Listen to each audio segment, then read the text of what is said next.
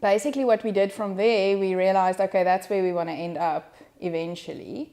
What are the processes and what are the obstacles to get there? And we realized the biggest obstacle was we needed to give Mr. Shand time to be the person giving the direction and working out the strategy and operating at that level. And he can't keep on functioning and spending all of his days on the day-to-day running of the school.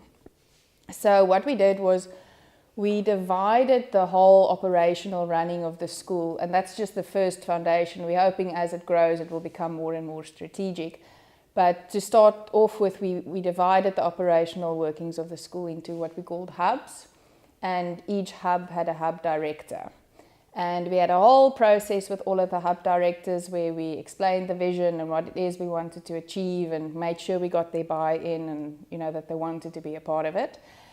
And then gave them their hub, and they could design it and they could decide how they want to run with it and which resources they need and what they wanted to do. It was their baby.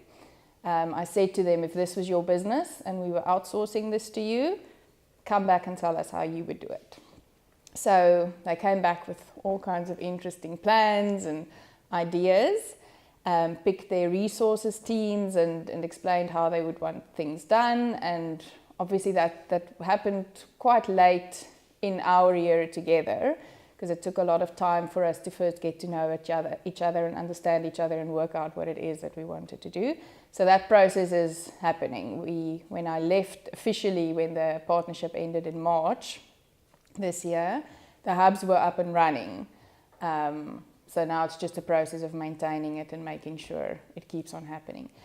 At the same time, while we did that, we realized that there's no point in just piling on more work, because as we know, teachers are already overworked, don't have enough time. So for these, most of the hub directors were HODs. So for them, we looked at innovative ways to do the roster and the timetables, and we managed to start off with 2 free periods a week where they could just not have any other work to do and they could just focus on this. So that helped.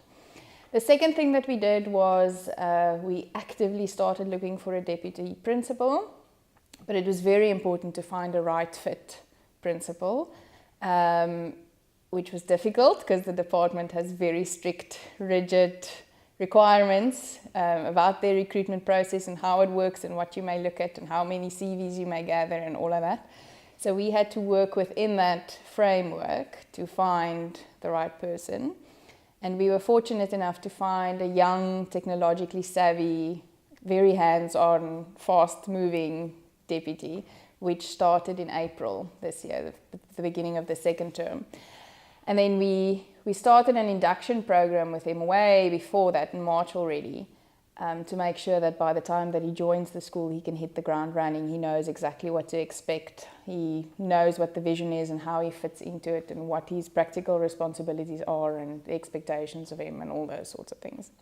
So doing that, appointing the deputy and creating the hubs, it hasn't happened 100% yet, but it is in the process of freeing up the principal and giving him time to be more strategically involved, to be able to give the direction, to drive all these other initiatives that we've put in place in order to achieve this world-class vision. He's a lot more involved with the teachers and the motivational levels of the teachers and being able to have a lot more one-on-ones with them and those sorts of things. So that was the first part. The second thing we focused on, we realized that we really wanted the community to be a part of the school and everything that it does and everything that's happened there. And we realized for that to happen, the school needs to have a presence in the community. So we just looked at various ways of how we can make that happen and using technology resources available. So the D6 app that's available, they started using. We did a Facebook page, they started with a website, we changed the layout of the newsletters, all those sorts of things, just to make sure that there is information sharing and that the relevant news is reaching the parents. But we also realized that just having a presence isn't enough. We need people to actually be connected to the school and to be a part of how things are working there. So what we started was different ways for parents to be able to connect with the school. The first was we had various awareness programs that we launched, some just with learners, some with teachers, some we rolled out to the community, just so people can be aware of all the great things that are happening at the school, because there's many really, really good school-wide programs and things that are happening that parents didn't necessarily know about. So rolled out those awareness programs to make sure people know and they can be proud of what